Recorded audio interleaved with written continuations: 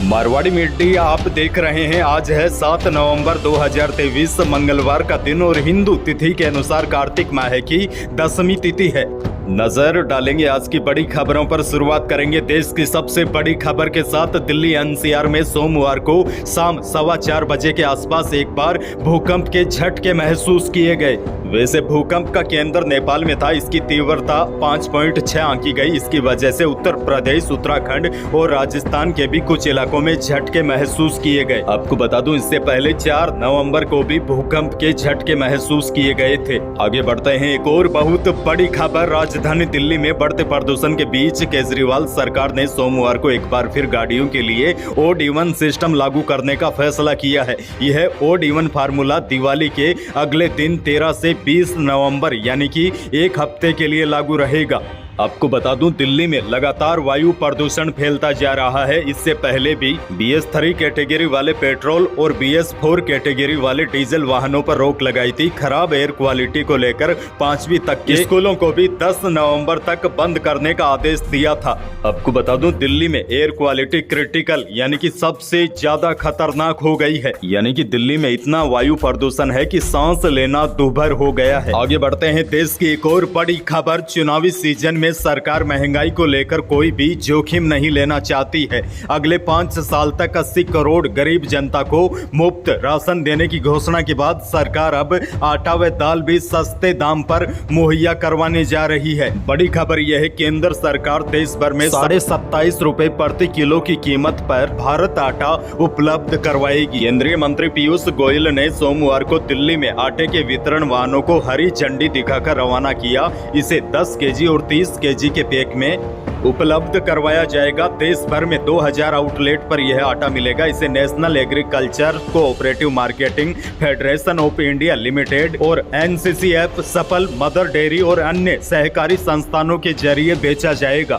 दरअसल आपको बता दूं, बाजार में नॉन ब्रांडेड आटे की खुदरा कीमत 30 से 40 रुपए किलो है और ब्रांडेड आटा 40 से 50 रुपए प्रति किलोग्राम बिक रहा है। और गेहूं की लगातार बढ़ती कीमत की वजह से त्योहारी सीजन में आटे की कीमत में तेजी को देखते हुए सरकार ने सस्ते दाम पर आटा बेचने का फैसला किया है। आपको याद होगा, इससे पहले भी जब टमाटर महंगे हुए थे तो सरकार ने इसी प्रकार टमाटर सस्ते उपलब्ध करवाए थे। और अब प्याज भी सरकार बेच रही है ताकि कई लोग इनकी जमाखोरी शुरू कर देते हैं और फिर मोटा पैसा कमाते हैं। इसीलिए सरकार ने 27.5 रुपए किलो आटा बेचने का फैसला किया है ताकि त्योहारी सीजन में आटे के भाव और न बढ़े। और बड़ी खबर आपको यह भी दे दूं, इसके अलावा सरकार 60 रुपए प्रति किलो के भाव से चने की दाल भी उपलब्ध करवा रही है। आगे बढ़ते हैं। राजस्थान से बड़ी खबर। विधानसभा चुनाव के लिए नामांकन भरने का समय समाप्त हो गया। नामांकन दाखिल करने की समय सीमा सोमवार दोपहर 3 बजे तक ही थी। बड़ी खबर यह है, आखिरी दिन नामांकन दाखिल करने वाले प्रत्याशियों की लाइन लगी रही। सोमवार को मुख्यमंत्री अशोक गहलोत समेत कई दिग्गजों ने पर्चे दाखिल किए। 3 बजे तक सूबे की 200 विधानसभा सीटों के लिए